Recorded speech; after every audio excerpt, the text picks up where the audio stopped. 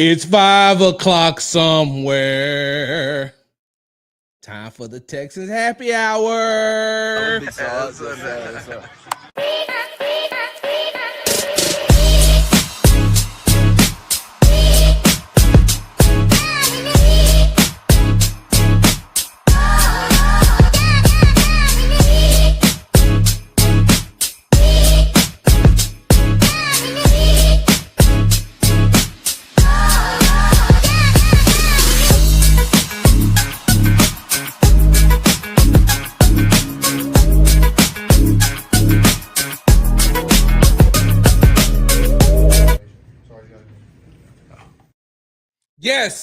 Yes, I do, friend of the show, CJ Stroud. I do have something to say. Welcome to the Texans Tailgate Talk, Texans Happy Hour. I hold on, look at that boy doing some different type of things. I bet you can't say that fast. I bet you can't say Texans Tailgate Talk, Texans Happy Hour. What's going on, y'all? Give me a second because I meant to write this down.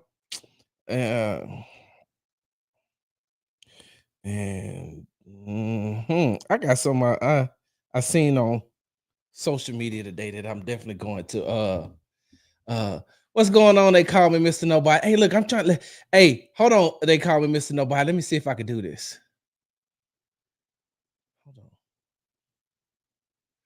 Wait, it says that the comments should be able to come up on the side, right? Chat overlay, let's display live comments that Twitch may have specific guidelines. So make sure to view it positive. I'm just gonna see. I see the overlay here. Nope, that ain't it. Oh, there we go. Whoa, it's right there on the side, but I don't see they call me Mr. Nobody's though. I see Texans Tangents. I'm gonna leave that up on the side. Y'all see the little thing right here? Now I can see y'all comments coming up on the side. Let me see if I go. Let me see. I'm gonna go full screen. And then if I go full screen, let me see if I still see it. Once again, welcome to the Texans Happy Hour. I'm your host, Big Sarge. Make sure you follow me on the app formerly known as Twitter at Big Sarge Sports with the Z at the end. Follow me on the tick and the talk.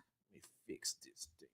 At Big Sarge Media. Make sure you are subscribed to the Texans Tailgate Talk, all one word, podcast and YouTube channel. Please help me get to 1,000 subscribers by the beginning of the regular season because I want to do something. Listen, let me tell y'all something. The 1,000 subscriber milestone means something to me because it's going to mean something to some other people. Just know that. Please, just trust me on this one. Please just trust me. Trust me on this. If I get to 1,000 subscribers before the regular season, oh my God. Oh, I can see it. What's up, HD? It's going to mean so much to me, and it's going to mean something to some other people as well. I'm just letting y'all know that up front. And make sure you subscribe to the Texas Tailgate Talk podcast and to the YouTube channel. Tuesday's podcast will be uploaded up here pretty soon, and it's I said that its familiarity will help CJ Stroud get acclimated to this new system by offensive coordinator. What's up, Hood Mania? This new offensive system that's going to be implemented by Nick Caley. And for those who subscribe to the Texans Tailgate YouTube channel, you've seen that I did come back and I did do what I promised. I promised you all that I was going to do a Texans happy hour on the show. On the channel, and I did that today. So this is the second happy hour. Hold on for a second, because it's been a long day for me. I did that show this morning. I recorded the podcast, and now I'm doing this because, well, one, I got time, and I like y'all a lot. So with that being said, that podcast was just, I'm going to need you all to make sure that you subscribe so you can hear what I say about how CJ could be successful this year in that Nick Caley system. I feel, not because I think that Nick Caley is going to call hell of a plays. It's not because I've never seen Nick Caley call a play. So I'm not one of them guys. I'm not going to be, let me fix this a little bit. Okay, there we go. I'm not going to be a hypocrite and be like, oh man, Nick Caley's system is going to be the best. I've never seen Nick Caley call one play, not in the NFL, not in college, not in high school, not on Madden, nothing. I've never seen him call a play. So I'm not going to be one of those guys who say, oh man, Nick Caley's going to come in here and he's going to change everything. I don't know anything about that. I'm just trusting and hoping that the Sean McVay effect will kind of rub off on him and help him to do what he needs to do in order to be a successful offensive coordinator. But I need you all to go and listen to go and watch the show on YouTube and listen to the podcast, because I need you all to hear the one person who I think is going to help CJ get familiar with this Houston Texans offense, this new offense that's about to be implemented. So yeah, how y'all been, man? I ain't got a chance to really talk to y'all. Hold on for a second. I got to put out this tweet because I'm going to talk about two people. I'm going to talk about two people, and I want them to know that I'm going to talk about them. Give me 1 second.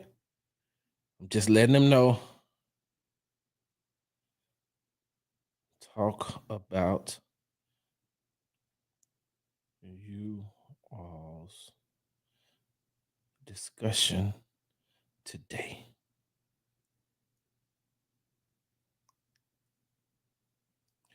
Just wanted to give you all. I don't like talking behind people's backs, so I want to make sure that they know that I'm going to discuss what they were discussing today. It's happy hour. What you got in there? Hey, what's up, Clark? Hey, Larry, what's up, Larry? Huh?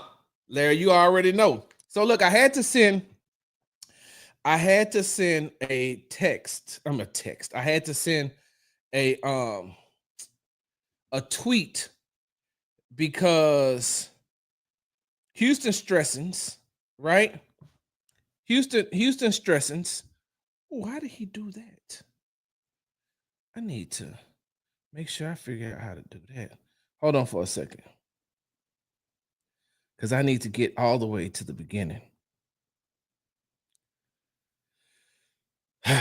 Okay, so y'all give me a second,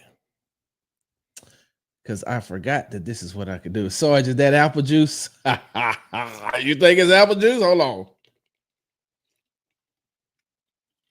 All right, y'all give me a second, y'all, because I mean, this is the happy hour, so y'all know there is like is something that we do. You know, there is a format. I mean, if you want to call it that, but there isn't a format. So let me just go and find this thing. Here we go. All right, we're going to walk through this timeline because, and you know, so the two people that I'm about to talk about, right? The two people that I'm about to talk about is Houston Stressings, who has a great platform. I was on his show a couple of weeks ago, had a great time being on his show. And John Crumpler, who used to be with Texans Wire, him and I used to be colleagues over at Texans Wire back when our guy Mark was alive. And so so they had a very good conversation going on, and Stressings made sure that he let the people know that it was just friendly banter between the two, right? I'm going to share this in a second. And the reason why is because both of them have valid points, right? Both of them have valid points. And I want you all to see it so you can see and see what's being said. But both of them have valid points, and I think I think it's something that we should talk about. So let me share the screen, share the screen, share the screen. All right, so let me start this from the beginning. Rodney Harrison. Hold on. But all I tried to do was put the players in position to do what they could do. And what Tom Brady did was different than what Matt Castle did. And was different than what, Cam did. Yeah. And, you just try to play to the players' strengths. And Rodney Harrison was the second greatest defensive player I coached behind Taylor. But he's different than Devin McCourty. They're both great players. You try to let them do what they can do and let them play the game to their strengths. And I think that's your job as a coach, is to get the team prepared to play and then put them in a position where they got a fair fight. And if we try to run off tackle, strong safety blitz all day, that's just bad coaching, and we can't win. And good players can't overcome bad coaching. Good players got to have an opportunity to go out there and play. And I just want to make sure that I would give them that opportunity as a coach, whether that was a position coach or as a head coach. Didn't matter. So that was Bill Belichick, current head coach of North Carolina men's football team, former NFL head coach for the New England Patriots, by far one of the best coaches to ever coach a game, going to go down as one of the top 5 NFL coaches ever, right? And side note, it's kind of sad to see Bill got a hold to he got him some young, what, and got whipped. Like, they're talking about now that Bill may be getting married to this young lady. Now listen, let me tell you something, y'all. Hold on, I gotta take another drink. Hold on. Now this may be Texas happy hour / buzzed and petty, which, by the way, it's about to start after dark. Now that I got this whole studio set up, it's about to be buzzed and petty after dark for real. Listen, Bill, love who you love, man. Love who you love. I ain't tripping on that. All right, but God dang, Bill, you went and got your. What is that young lady doing to you, Bill? That got your head on. I never thought I'd see Bill Belichick get caught up like this. Like, Bill Belichick is caught up for real. I don't know. Hey, wait. Hey, hold on for a second. Let me reach out to this. So you see where it says, where Stresson says, try to play the game to player strength. Good players can't overcome bad coaches. Sentiments that D'Amico Ryans and Nick Caley are echoing. Texans offense will easily be top 10 next year, right? So then John Crumpler put easily, and then he put, yes, last year's coaching and scheme was that bad. It wasn't CJ Stroud sophomore slump. It was Bobby Slowick sophomore slump. Okay. Hold on, I got to write that down.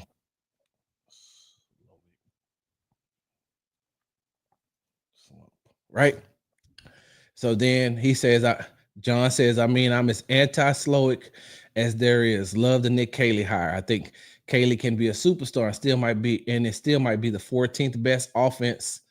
The line is bad. They don't have the offensive line talent for a dominant as much as functional run game that extends to protection as well. Stresson says he disagrees. We have the weapons to spread it out and help the offensive line out in the run game. We also ran zone, which is a terrible fit for our entire offensive line all year, and thrived a few times. We ran half-ass gap concepts. Crumpler responds, again, I'm very, very familiar with the problems that plagued the offense last year. I still think above the league average offense would be a huge success for Caley. Stroud is the greatest. Stroud is the great elevator. Can't rule out a top 10 unit, but will require some crazy offensive line development. Stresson's respond. The entire point I'm making and what the Houston Texans front office is telling you is that it wasn't a personnel issue, but rather coaching. Hold on, because I meant to write that down. And now I see it, personnel and coaching. Was.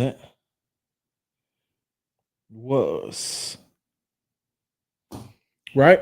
He says, but rather coaching and scheme issue. So no, it's not. So No, it's not crazy development. Very little of the past protection struggles as a whole were physical, but rather mental. So this whole our line sucks argument without seeing them in an actual functioning operation. No Slowick and Strausser guys were being told different assignments by different coaches. Wait, no Slowick and Strausser guys were being told different assignments by different coaches. Hold on, different assignments because I want to address that. And one voice is shallow to me. No reason to suspect the offensive line won't be in the least marginally better, and wide receiver room got better with a ton of more depth, right? So hold on, let me see. So okay, all right. So we see that, right? So we see that, right? And before I get into it, let me get back to what I was saying about Bill Belichick. Hold on one second, y'all. Let me read these comments though. Hold on. I called Bill Belichick and offered the 20th. Hold on, wait. Swap with his girlfriend, waiting for a response. Rodney Harrison, the second best player he coached ever behind Lawrence Taylor. Wow. What's up, Alexis? That explosive kitty cat. Hey. Oh, Bill is a college football. Oh, Bill walking through the rainforest. Oh, Bill's titties are bigger than his girlfriend's. Crazy story like Bill Belichick and Travis Hunters. What? Damn it, Bobby. Stats suggest 10th ranked offense entirely possible. Okay. So, all right. So here's my thing, right? Before I get to to what Stressings and Crumpler was talking about. Hey man, look, Bill. You know what Bill reminds me of? Y'all know who Bill reminds me of? Y'all remember? Wait, it was Friday. Then it was next Friday. Hey, Friday after next is when they was getting robbed by Ricky Smiley as Santa Claus, right?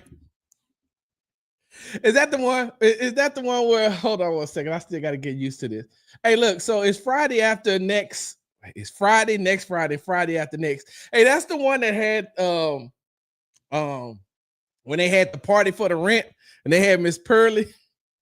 Is that right? That's the one that had Miss Tell Your Fine Daddy. I said, that one, right? With Day Day in it? Not Day Day. I can't think of what his anyway. Which Friday was that when Mike Epps' character Day Day said they were talking about having the strippers and he was like, I'm sorry, exotic dancers, and he was like, they said they gonna do something a little strange for some change. One said she's gonna from the back. I ain't never had that before. I'm trying to see what that be like. I'm trying to join on another, right? Is that what happened to Bill? Is that what happened to Bill? Because something just ain't right. Like something just ain't right. And at Bill's age, right? Listen. Bill ain't got no sponsorship from no male enhancement. Wait a minute. Wait, whoa. Hold on 1 second.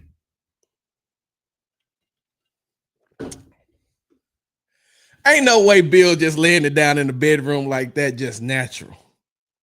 No possible way. The only way I can see that if Bill is out there ayahuasca. Oh, Bill and Aaron Rodgers sitting in the dark with a nightlight on. Bill, how you get yourself caught up like that? And now you caught up for real. And yeah, you going on this media tour to defend her. And I get it, Bill. Hey, I get it. Let me tell you something, Bill. Let me tell you something. I don't think there's a man alive that could say he ain't never ran into something that just made him go, wow. I don't know, Bill. I mean, I get it. And I understand. You know, and there's a huge. What did you expect, Bill? What's it like a 50-year age gap between y'all? I'm not here to judge you, Bill, about who you fall in love with. I ain't here. Like, wouldn't have been let me just say that right now. Can't be my daughter or my granddaughter, because then that means that I probably never talk to my daughter or my granddaughter again. Because me and you gonna have a conversation, Bill, about what the you doing, bruh? You ain't got no women your age. Get on farmers, bumble.com or whatever it is, farmersfallinlove.com, or don't y'all got a like a secret you ain't got none of the chicks you used to talk to back in the day? What? No, we're not doing that, Bill. It couldn't be mine. Now, whoever it is, that's on them. And what I mean by couldn't be mine, like, I'm gonna say something. If that means that I ain't gonna I wouldn't talk to like my granddaughter, my daughter anymore, whatever the case may be, I'd be like, I'm cool with that. I don't understand, but I'm gonna say what I gotta say. And then after that,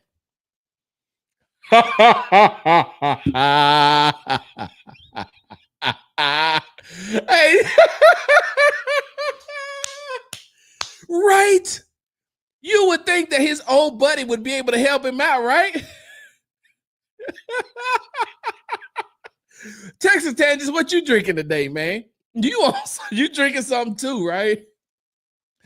Definitely no craft knows a place. All right. That ain't what y'all came in for.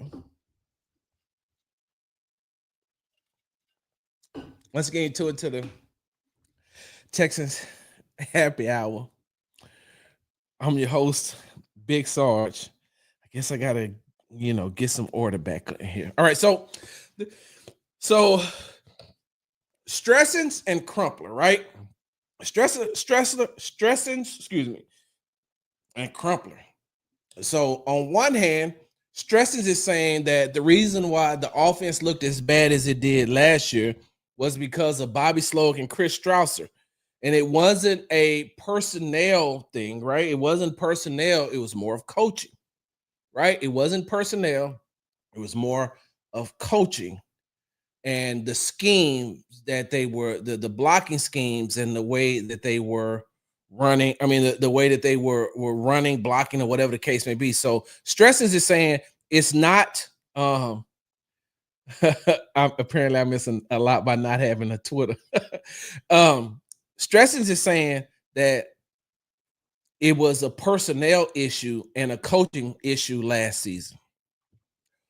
Crumpler is saying that while that is true, the offensive line was also bad as far as talent wise, and he doesn't see that he doesn't see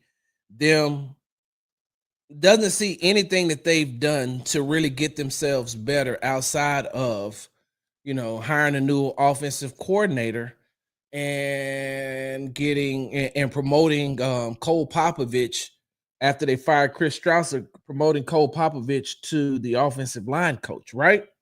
And so he doesn't see the offense. Hold on. He says, I think Kaylee can be a superstar and it still might be the 14th best offense. This is what Crumpler is telling Stressins. The line is bad. They don't have the offensive line talent for a dominant as much as functional run game that extends to protection as well. And then that's when Stressins says he disagrees. We have the weapons to spread it out and help the offensive line out in the run game, which we also run zone. We also ran zone, which is terrible fit. Okay, so you know what it is? This is the thing, right? This is the thing. It's 6 in one hand, half a dozen in the other. There were at least 4 players in the NFL who got their only sack of the season off stride. Wow. That I did not know. So it's 6 in one hand, half a dozen in the other, right? And the reason why I say that is because what Stressins is saying, right? What Stressins is saying is true. It's true. And I've talked about that twice today. About the offensive scheme was bad in year 2, right? The offensive scheme that Bobby Sloak ran was bad in year 2. And then they started to run these long developing plays and these long developing route concepts, and which left them wide open to Blue Chew Road with the day to run a Mentee clinic. But it left them wide open to being vulnerable to delayed blitz and line stunts.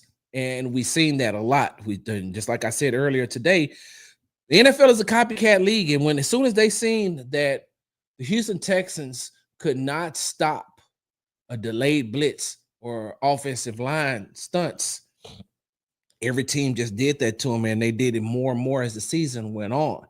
And that had to do a lot with the play calling of Bobby and the protections that Strausser was trying to implement.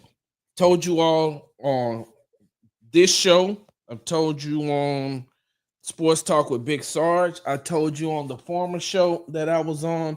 I told you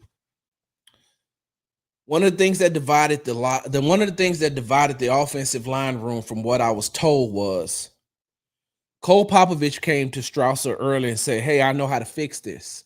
I know how to fix the offensive line issues as far as us being beat by the stunts and delayed blitzes. I know how to fix this." And Chris Strausser still wanted to do it his way. The problem is the players, right? The offensive line is hearing this, and the offensive line is like, "Yo, Cole Popovich and what he's saying is right. He's right. He's right in saying that. And what he's saying is how we can fix it." But Strausser controls the playing time. Strausser controls who's on the field. Strausser controls who's going to be in the game. And so now you got the offensive lineman sitting back and saying, he's right. Popovich is right, but I want to stay playing. So I got to do what he says. I got to do what Strausser says because he's the line coach. Cole is just the assistant, which brought about all of the chatter. And I told you all this. I keep saying I told you all this before because I'm just reiterating, right? I'm reiterating that you all have heard this before, and I don't want to sound like a broken record, but you've heard this before where I said that was one of the reasons why you kept hearing one voice this offseason, where D'Amico kept saying, I need one voice. I need one voice. I need one voice in these rooms. In the defensive meetings, there's one voice. In the offensive meeting, there's one voice. When you start breaking down these position groups, Bill Davis, the linebackers coach, he runs that until D'Amico comes in, and then it's D'Amico's voice. Matt Burke, right? But Dino Vasso runs his room. Stephen Adegoji, he runs his, like Rod Wright. Like there's one voice in a lot of these rooms, and it just was a disagreement in the rooms in that offensive line room. Like that's where the biggest issue came about. That's why I told you all who was jumping on Laramie Tunsil. Then y'all went on this whole little tangent. And that's not a Texas tangent, but y'all went on this whole little tangent about Sarge is just taking up for Laramie Tunsil. Sarge is he's so close with Laramie Tunsil that he's taking up for him. And I said, no, Laramie Tunsil is a player, not a coach. He can say what he needs to say, but these are the coaches. And you all wanted him to have a different leadership style. Well, what the hell you wanted him to lead in a dysfunctional situation? Can somebody please explain that to me? In a dysfunctional situation, how is it that you want this guy to make sure everything right when the coaches can't even get along? And then you got a coach backdooring and going to talk to the general manager about what's going on in the room. So, in the 6-1 hand, Stressens is right. He's right. There was a coaching issue. There was a scheme issue. There was the elephant in the room. And why is Chris Strausser still here, knowing that he should have been fired mid-season? There was a huge discrepancy inside of the room, right? That's in the 6 in the one hand with stressings. But in the half a dozen in the other, in what Crumpler is saying, Crumpler's right too. Because, I mean, I get it.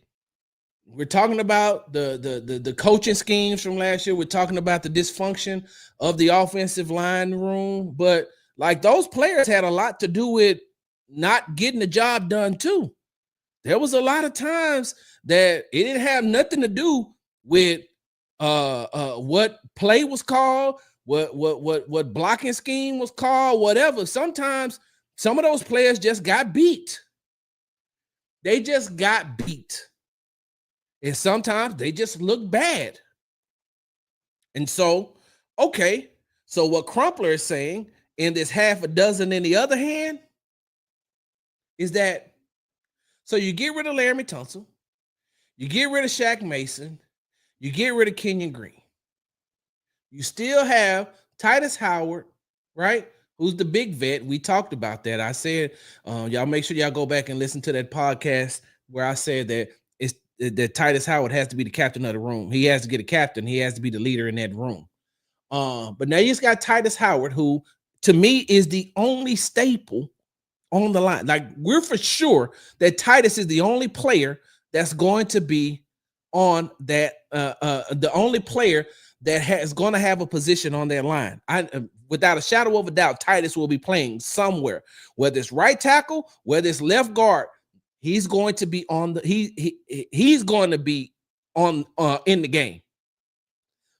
Where everything else gets mucky and where Crumpler is right is, so you got rid of those guys.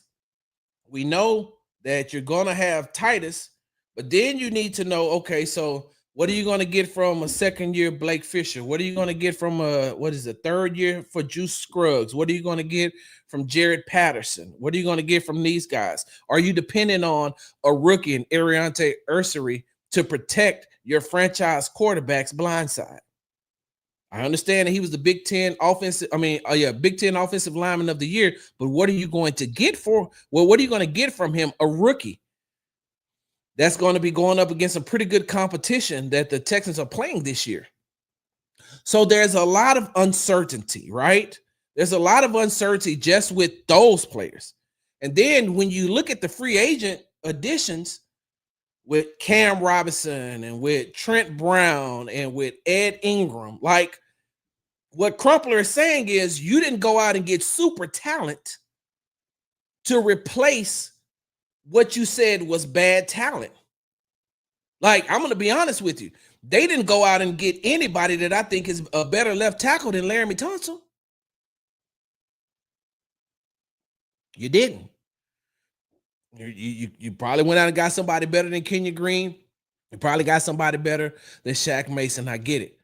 But what Crumpler is saying, right? What Crumpler is saying in this, what I say, 6 in one hand and it's half a dozen in the other, is that like Nick Caley's offensive scheme is going to have to be so great that you're going to be able to make up for some of that, right? Because Cam Robinson, when he was with the Jacksonville Jaguars, they traded him for a reason. And then he got to Minnesota and he was playing good, but towards the end of the season, wasn't playing that good. And I said this before, if you're going to start him at left tackle in the first game against the Rams, he got to go up against Jared Verse, who did him pretty bad in the playoff game. Jared Verse did him bad. And so there's still some things that has to be shown through training camp for Robinson. Then you look at Laken Tomlinson, right? He's coming back. I didn't think I even mentioned it, but he's been in the league for a very long time, but I think that he sustained some injuries. Cam Robinson sustained some injuries early on in his career, but Laken Tomlinson, he's been around, but like, you're ready to insert him on the line, and maybe, listen, sometimes a new place will help these players, play better. I'm not here to dog them out because I have not seen them play for the Houston Texans yet. We're only going by what we've seen in the past, right? Trent Brown, Ed Ingram, his coach came out and said, I benched him for ineffectiveness. Go look. Kevin O'Connell said, we decided to go with someone else. That's coach speak for he wasn't getting the job done. You don't believe me? Tell me where you heard that before. Oh, we decided to go a different route during the game when we replaced Kenyon Green with Patterson. You heard that before? Oh, we decided to go, we decided to try something new by moving Titus from right tackle to left guard, even though Kenyon was healthy, even though hey, what's the other Green's name? I can't think of the other guy, because it was Kenyon Green and Kendrick Green. He was healthy. And then they had another one or two players that were healthy enough to play left guard. But what did they say? We're going to use Titus. We're going to try something different. That's what happened. If I'm not mistaken, that happened in week 10. And the only reason they waited for week 10 to replace Ed Ingram was because the other guy was hurt, if I'm not mistaken. So what Crumpler is saying is that the additions that the Houston Texans made in the offseason, as far as the offensive line is concerned, isn't head and shoulders above everything else. Doesn't blow you away and say, oh, now we're looking at a top 10 offense. Now, going back to the 6 in one hand and what Stressens was saying, Stressens and I are on the same page when it comes to this. I've said this on numerous occasions before the draft. Hey, look, and that's because before the draft, they had made a lot of these moves in free agency in the offseason, right? And I said, okay, so if you're going to get these players, right? If you're going to get these players, right, that may or may not be as effective as you need them to be, then you got to go out and you got to get some more skilled players at the wide. You got to get some more wide receivers. You got to get some more depth at your skill positions, right? You're gonna have to get more depth at your skill positions. You're gonna have to go out and get a wide receiver too, and that's what they did. They went out and got a wide receiver too, and I said, okay, so now you go out because you have to. And I was thinking that the Texans were going to take Matthew Golden. I thought that that's who they were going to get to go in number 2, right? And they went out and they traded for. They went out and got Christian Kirk from Jacksonville. And so, but Christian Kirk to me is not a true number 2 wide receiver. I think that that's what Jaden Higgins is going to be. And so now you put Higgins over there. You got Christian Kirk. You got Jalen Noel who can come in and play the slot. So now what the whole mindset for me, right? And I've never been an offensive coordinator. I've never been a head coach in the NFL. I've only played one on Madden. The mindset should be just like what Stresson said and just like what I was saying leading up to the draft. If you get the ball out of CJ's hands fast enough, you can make up for the inefficiencies of the offensive line. Y'all hold on for a second. Hold on. Who said that? Who said Kirk is a number 2? Did I miss something up here? Because I'm gonna go back into the what you call it, but no, I never said Kirk is a number 2. Who said that, AD? So I was saying you got to get the ball out of CJ's hands fast enough. You got to start calling these plays that are quicker than what Bobby Slowick was calling last season. So you get the ball out of CJ's hands quicker. Now, along with Cole Popovich, who I think is a very good offensive line coach. There are a lot of reviews from him. A number 2 wide receiver is your second best wide receiver, not a certain position. Hold on. What am I missing? Like, catch me up, AD, because I don't know. I don't know what I'm missing.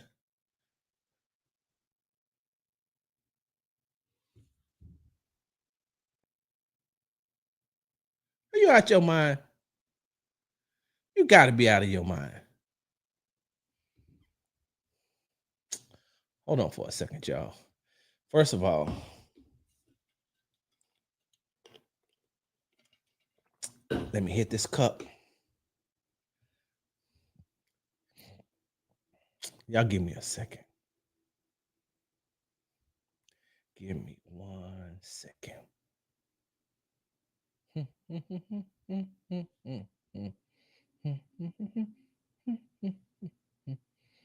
Oh, hey, I do like I meant to tell you, I do like what you call out of Minnesota. I don't know if he's gonna make the team or not. He may probably may sign him. I mean, they probably gonna put him on the practice squad. But Daniel Jackson, wide receiver out of Minnesota, I like him. I like him a lot. I like him a lot. I can't wait to talk to him. All right, let's see. Where are we at? La la la la la la la la la. Here we go, AD. Let's see. Let's look at your true number 2 wide receiver. La la la la la. I ain't even changed his picture yet.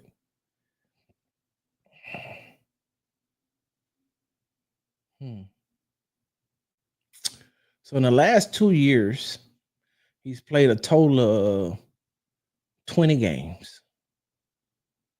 20. 20 AD. 20 games, bro. 20. Look at this. 2023. Look how many games he missed. 2024. Look how many games he's missed. He's going into his 8th season. Hold on. I'm not, listen. I'm not saying that. Hold on, Grandma. Hold on. I'm not saying that Christian Kirk is not good. Don't get me wrong. Let's not get that let's not get that twisted. I'm not saying that Christian Kirk isn't good. I'm not saying that Christian Kirk doesn't have a little something still left in the tank. All I'm telling you is that if Christian Kirk lines up on the field, the defensive coordinators ain't saying, "Oh, let's make sure that we got somebody.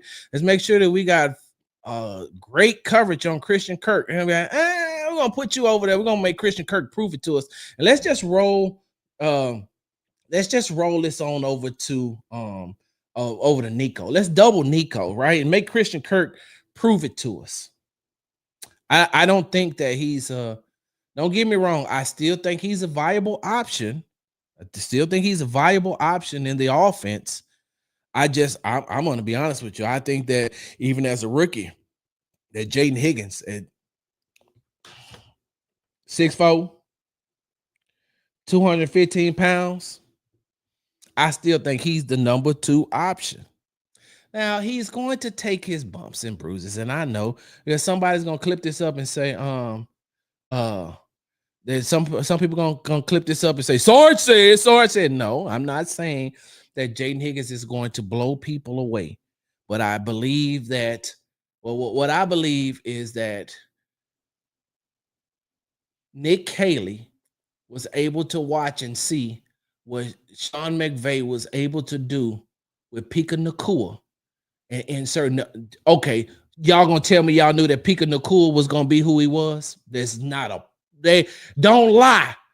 Yeah, because y'all drunk and y'all on edibles if you lie. You had no clue what Pika Nakua was going to do. You did not know that he was going to be this guy.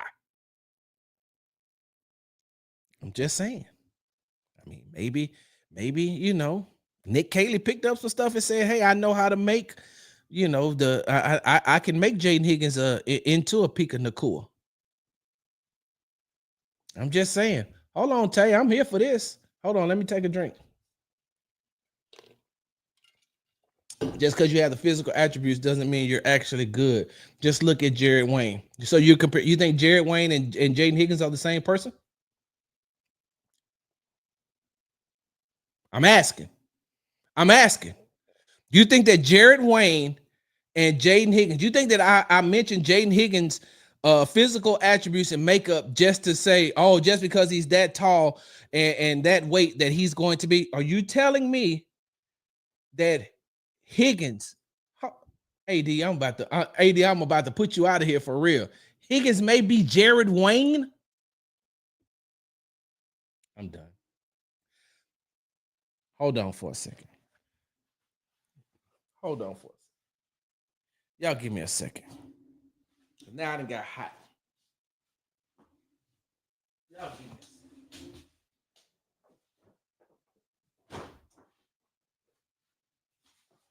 That cowboy hat got hot. Now, do I think that Jaden Higgins is going to be Jared Wayne? No, but I also don't think that Jared Wayne is a bad wide receiver. You know who else said that? Hold on for a second. Y'all give me a second. Give me 1 second. Just 1 second.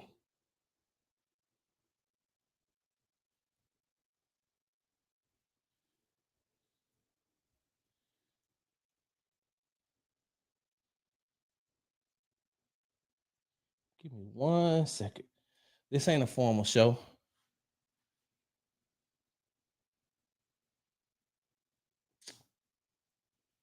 Where is it? I gotta find it. I'll find it. I'm gonna find it. I won't mention it until I want to put it out.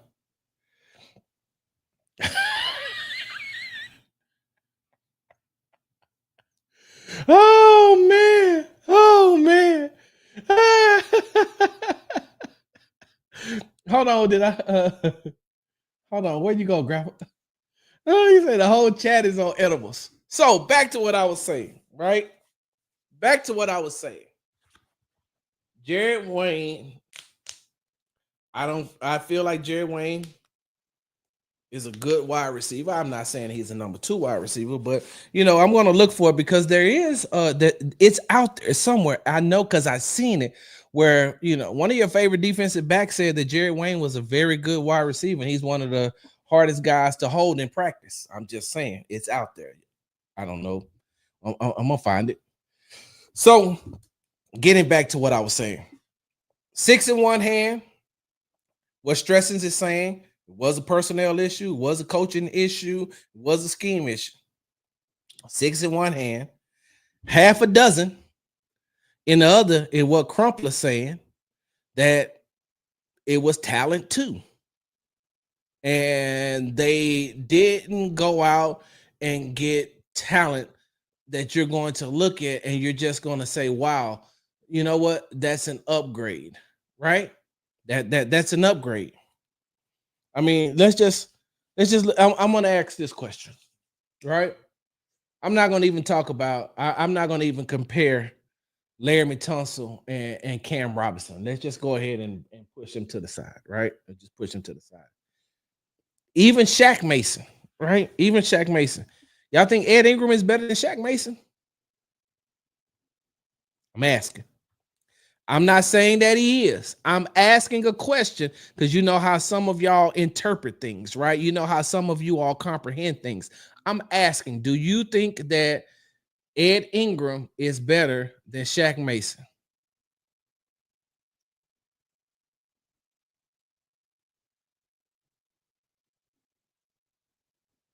Then why was he benched for ineffectiveness? Like y'all know that, right? Y'all know he was benched, right? And I'm not taking no shots at Ed Ingram. I'm not. I'm just telling you the facts. I'm just telling you the facts. Do I think that Ed Ingram is better than Shaq Mason? I don't know. I ain't seen Ed Ingram in this system. I ain't seen Laken Tomlinson in this system. Haven't seen Cam Robinson in this system. But if we're just doing what we normally do and we're projecting and we're using it based off of the past, I mean, think about it. Last season, we pretty much knew for a definitive that what the Texans were getting in Azeez Al-Shaair. We knew that, right? We knew what they were getting in Azeez. We knew what they were getting in Danielle Hunter. We knew what they were getting in Stephon Diggs. We knew what they were getting in Joe Mixon.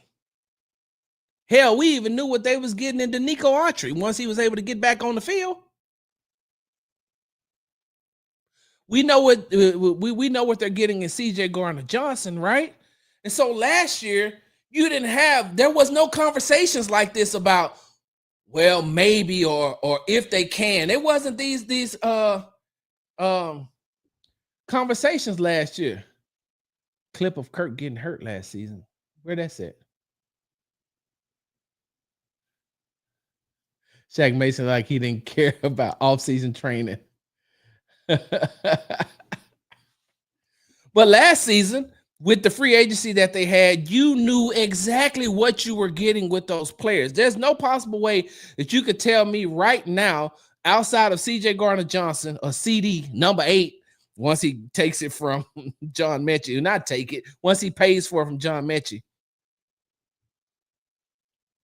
Like when you know you're getting a Super Bowl winning, Super Bowl caliber safety. Like, but what else are you getting in those other off-season additions? I'm gonna even say this: you know what you're getting in Christian Kirk.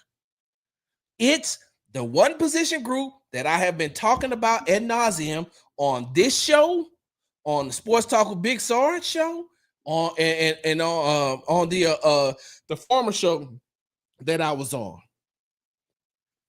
I don't know. It's too many uncertainties at that offensive line position. And that's all that I interpreted, right? Let me make sure I say that. That's all I interpreted as Crumpler saying, right? Could the offense be top 10? It could be. But if we're looking at it right now, we're on the outside looking at it with no games being played, just looking at it and looking at it on paper, you're saying to yourself, I mean, it could be, but then again, it could be 19th. It could.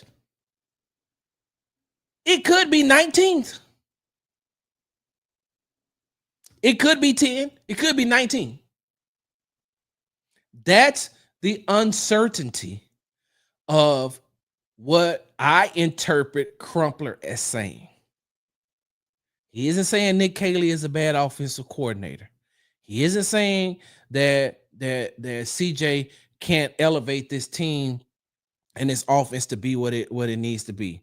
He's saying that the uncertainty of what the offensive line is going to be is what's making him hesitant to say that they're going to be a top 10 offense. That's what I interpret Crumpler to say. And I'm not saying he's wrong. He's not wrong. I'm also not saying that Stressens isn't wrong. I'm not saying Stressens wrong. He has a point too. And his point of new play calling, new offensive line coach, new run scheme, new blocking scheme could help change all of that and put that offense and keep that offense in top 10. Put them in the top 10, keep them in the top 10. If they all stay healthy. If they stay healthy throughout the year, I see what Stressens is saying too, and he's not wrong.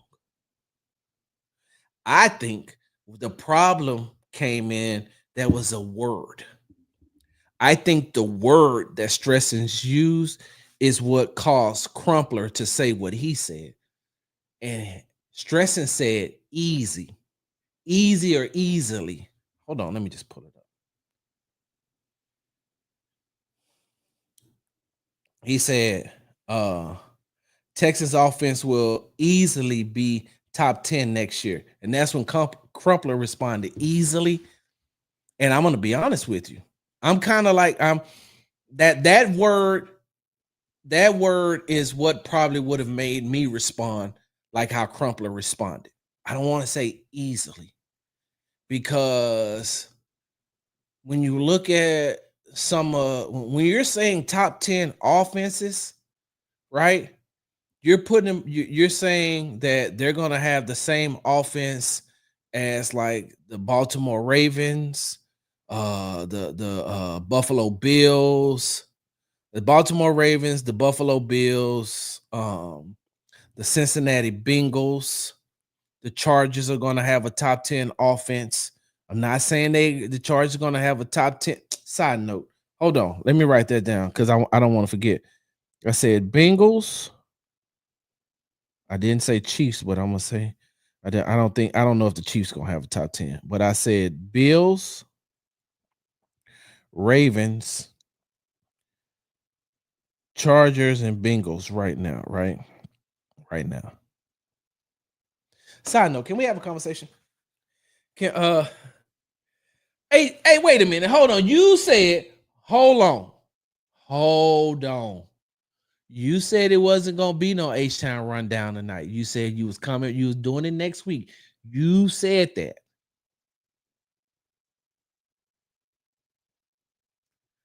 But since you are, I will be there because I know you're gonna talk about me, and I will definitely be there because I need to hear what you're gonna say. So hold on, let me pull this up. Oh, let me. I was gonna do a side note. Hey, why everybody is talking about the Chiefs? I mean the Chargers. Why is everybody talking about how great the Chargers team is going to be? I don't think they're going to be great as a team. I think that their offense is going to be good, and they always have a good. Hey, look, I ain't got nothing against Herbert. I think that Herbert is a very good regular season quarterback, so that's why I have them as a top 10. Right? I don't know why everybody is saying that the Chargers are going to be better than the Texans this year. Like, am I missing something? Am I like, tell me if I'm missing something? Am I missing something? Because I don't think that the Chargers are a better team than the Houston Texans. And every time I look around, they got the Chargers above the Texans. And I'm saying, who in the hell is doing this? I know I wasn't the only one. I know I wasn't the only one that watched the Texans beat the dog shit out of the Chargers in the playoffs. Playoffs? How many? You know what? Don't worry about it. Sarge got it right here. Hold on. Hold on. Sarge got it right here. Here we go. 32-12. 32-12. Justin Herbert threw 4 interceptions. What are we talking about? What are we talking about? I don't understand. I do believe that the Chargers will have a good offense. I don't believe that the Chargers are a better team than the Houston Texans. Why do these people keep doing? It's like I'm saying to myself, y'all, listen, I got way more faith in CJ Stroud than I do Justin Herbert. Because I think that Justin Herbert shrinks. I think that he shrinks when the bigger the game, the further he shrinks. Hey, see? Same thing I said, Bo Diggity, 713. The Chargers hype is more so on the back of Harbaugh, but Herbert always chokes in the playoffs. And so I'm like, what? So let me get back to what I was really talking about. Let me see. So when I'm just looking at these offenses, right? Just these offenses. Like I said, Buffalo. I think that Buffalo has a top 10 offense. The Ravens have a top 10 offense. The Bengals have a top 10 offense. The Chiefs have a bottom 10, maybe 11. I feel like the Broncos are going to have a top 10 offense this year. We know that the Eagles have a top 10 offense. The Commanders have a top 10 offense. The Lions have a top 10 offense. Vikings, we don't really know because they're going to be playing basically a rookie quarterback. The Packers have a top 10 offense. I don't want to say Tampa Bay just yet. Carolina, they not there yet. And then in the NFC West, I mean, you would like to think that the 49ers do because they're going to pay all that money. But, I mean, out of those teams, y'all tell me, where do the Texans fit in that top 10 as they're currently constructed right now?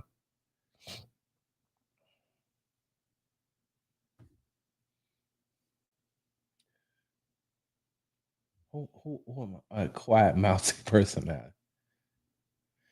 Sarah, so you want Sarge's offensive line predictions, right?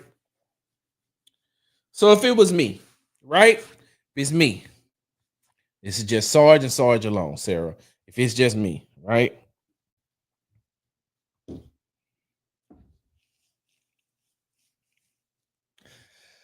I'm putting Blake Fisher right tackle. I'm putting Juice Scruggs at right guard. I'm putting Jared Patterson at center.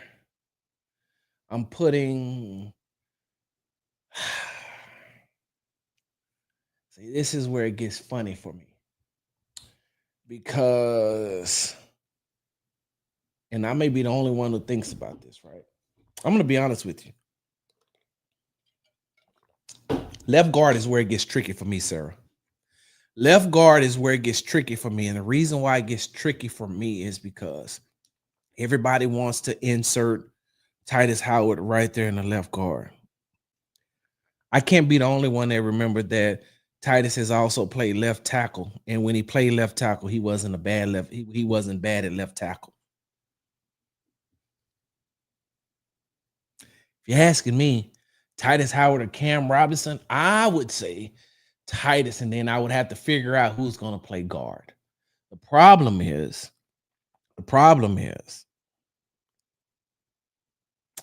Cam Robinson can't play anywhere but left tackle.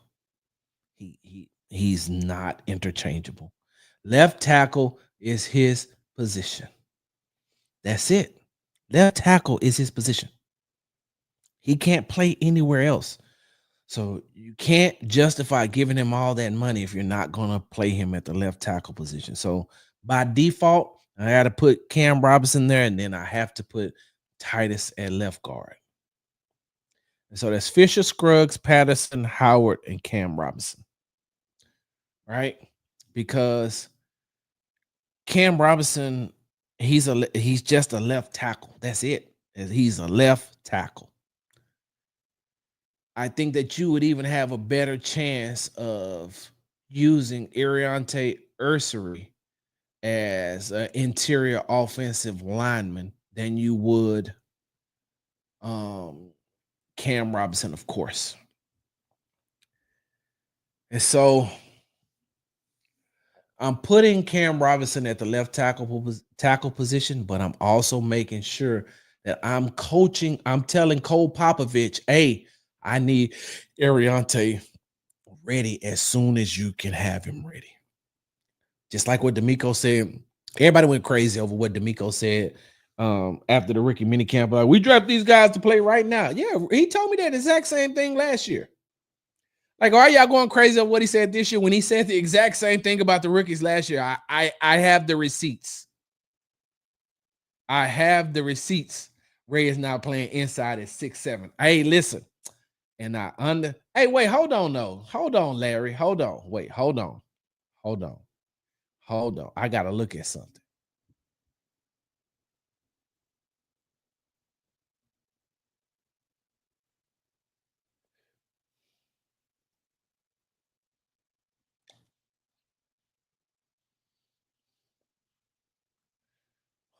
Cause hold on, that ain't what I'm trying to do. What is this? Oh, what are we doing here? Oh my God. Hey, I can't wait. Hey, y'all, I'm gonna have DJ BNMA on tomorrow's podcast. So Larry, you said Ariante is not playing inside at 6'7". And I just double checked. How big was Mekhi Becton? Didn't he play guard last year for the Eagles? No, I'm asking. And Larry, you know this ain't no shot at you, but I'm asking. I thought Mekhi Becton played right guard for the Philadelphia Eagles last year, right? Ain't he 6'7"? I'm just saying, Larry. I don't know. I'm not saying you can't try. It was a lot of people that wanted Becton to come here. Remember, they wanted the Texans to sign Becton here. He's a big dude. He played interior offensive lineman. It's one of the reasons why I asked Ariante that. That's why I asked him if they asked you to play on the inside, would you do it? And what did he say? I'll play anywhere they need me to play. And he said, I'll play wherever they need me to play on the line. So, but guess what he played in New York? Yeah, I get it. No, don't get me wrong.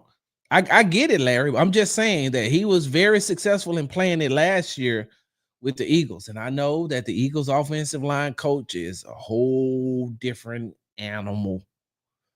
He's the best offensive line coach in the league. We know that. And so, but from what I'm hearing, man, Cole Popovich is gonna have these guys ready, man. I heard that he is really, really that guy when it comes to offensive line. I heard he really knows what he's doing. And so, as I digress and as I get ready to get up out of here, because I gotta go make my wife dinner. Right, it's time for dinner. As I get ready to get off this, and I thank you all for being on the I thank you all for coming to the happy hour. I have been talking for 3 shows today.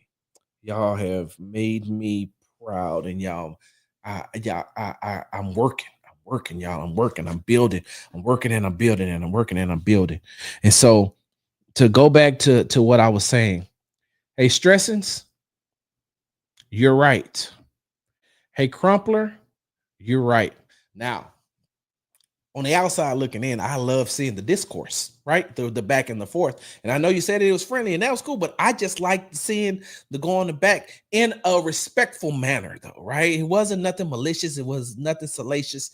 It was just, what time is the podcast and Emory platform? What's the Emory platform?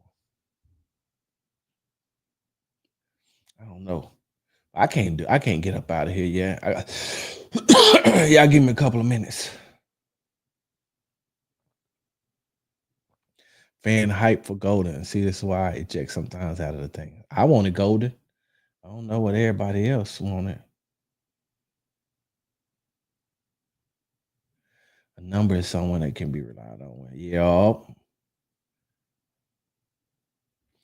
I'm glad the Texans don't agree with AD. Yeah, Daniel Jackson. I like Daniel Jackson. Rest of the NFL making fun of the Titans and Jags still, even though they have Cam Ward and Travis Hunter to point their fan bases, make media about it. It is fantastic. Huh? Same amount as Jimmy Ward. Did you see what I said about Jimmy Ward? Mm-hmm. So, let me see. I'm not putting that up there. Sorry, just on Justin Watson with D'Amico. Not yet. I'm gonna be honest with you. D'Amico's seen more of Justin Watson than I have. I've only seen Justin Watson when he's with the Chiefs. D'Amico's seen him more. I don't know. I will definitely keep you all updated on Justin Watson throughout training camp and what I see starting next week. That's not what I said, AD. That's not what I said. I like Christian Kirk. As a matter of fact, I got an opportunity to speak to Christian Kirk a couple of weeks ago at the charity golf tournament. I like Christian Kirk. I'm a fan of Christian Kirk. I've been watching Christian Kirk since he was at A&M.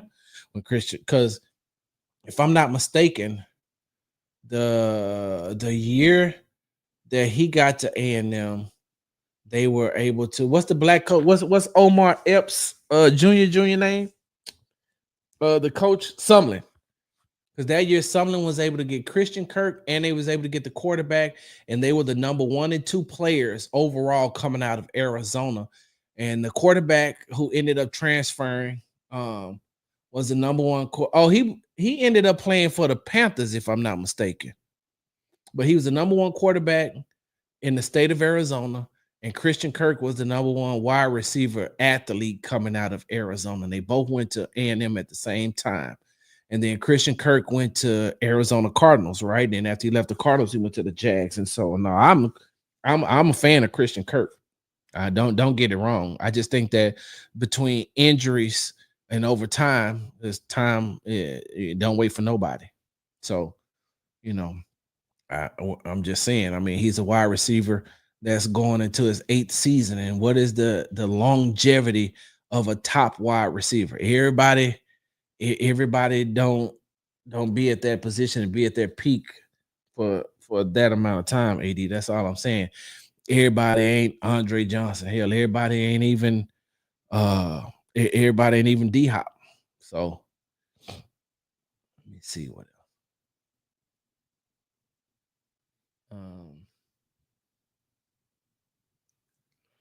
Hold on for a second. All I'm saying is that size and structure don't necessarily constitute you being great. I didn't say Higgins was going to be great. I didn't say that, Tate. I did not say he was going to be great. I just said I think that he's number 2 right now. So let me see. What else? Sarah, I'm gonna have to go back and send that to me on Twitter so I can repost it. Ed Ingram can touch a good Shaq, but Shaq must have really pissed off D'Amico to be getting paid not to play. Sheesh. The offensive line moves were more so a culture change to shake up and find guys that want to work and not just lean on the past accolades of veteran perks. All right. AD H-Town Rundown is the greatest of all time. All right. Where did AD go? Good. All right. What if Ursu is a better right tackle than Fisher? Then I moved Fisher to left tackle. I seen Fisher play some left tackle last season. You remember that? You remember the Kool-Aid pie? I still got that video.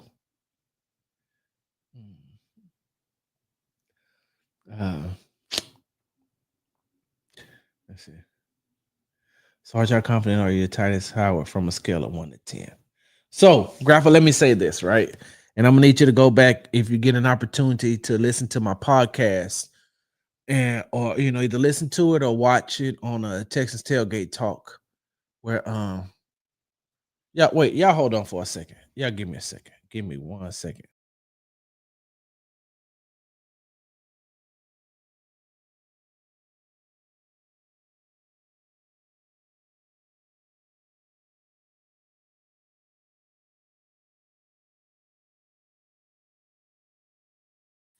Hey, I got responsibilities and duties. I'm just letting y'all know. Hey, look, I got things I got to do too. But so, how confident are you on Texas? So, if you get an opportunity and a chance, please go listen to what I said on when I was with Jonathan M. Alexander from the Houston Chronicle, and what I said as far as Titus has to step up this year and be the leader in that room. So, and I feel like he should be a captain this year. He has to step up, but he has to earn it. I didn't say that he should be given to him. He has to earn it. So, Graffa, and I hope I'm saying that right. Please tell me if I'm wrong. Is it Graffa? Graffa? Please tell me if I'm wrong or not.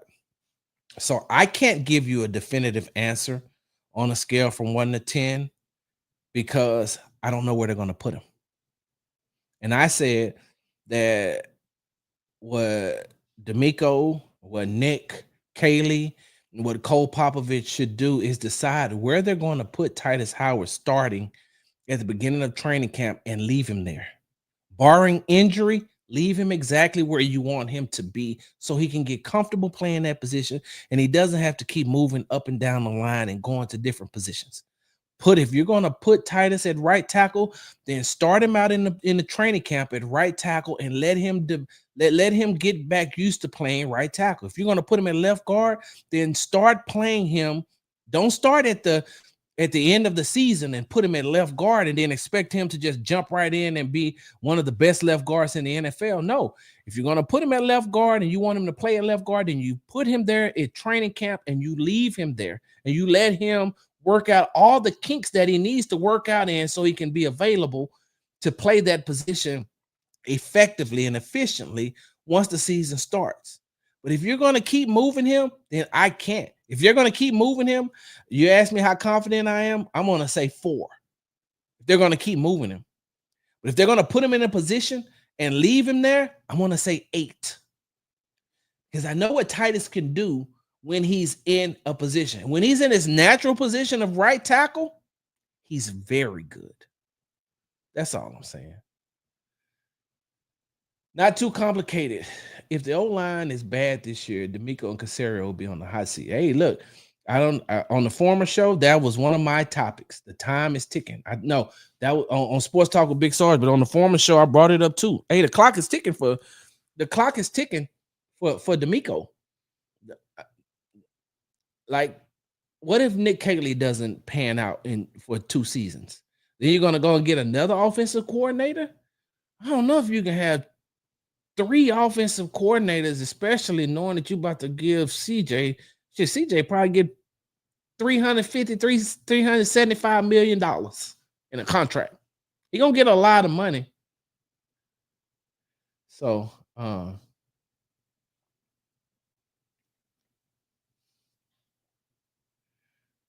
I thank you. I was right. I knew it.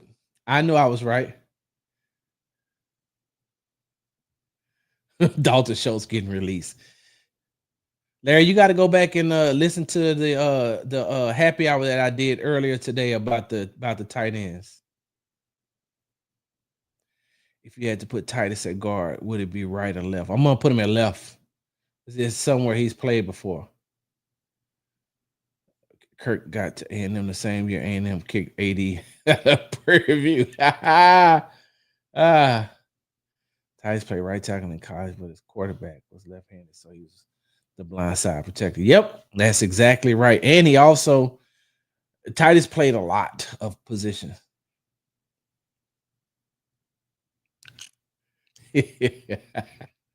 Oh, that's funny. That's funny. Let's see. D'Amico has to prove he knows coaches. Yeah. D'Amico is a lifetime head coach in the H. Oh, I believe that too, Larry. I believe that too. I mean, I believe that. And the reason why I'm saying that the hesitation, the reason why you hear the hesitation, because I do believe it. I know for a fact how much D'Amico is loved inside of NRG Stadium. And I believe that D'Amico, and I know that D'Amico, and I've been told D'Amico is one hell of a coach. I think that what D'Amico learned in his first 2 seasons, with Bobby Slowik, we know what the defense can do. He's going to have to insert himself a little bit more this year on the offensive side of the ball just to make sure that things run more smoothly and make sure that everything is right and where it needs to be. That's exactly how I feel. So, well, y'all heard the little lady. She hungry. She is hungry. And hold on, we are arguably seeing the best head coach in Texans history. Yeah, you're right. You are correct, Mundo. Thank you for joining the Texans Happy Hour. Special shout out to Houston Stressings. Special shout out to John Crumpler. Thank you all for allowing me to bring your Twitter subject onto the show. Hold on, what else we got? My coach. Period. No hot seat. Yep. Yeah. Oh yeah, for sure. D'Amico, yeah, for sure.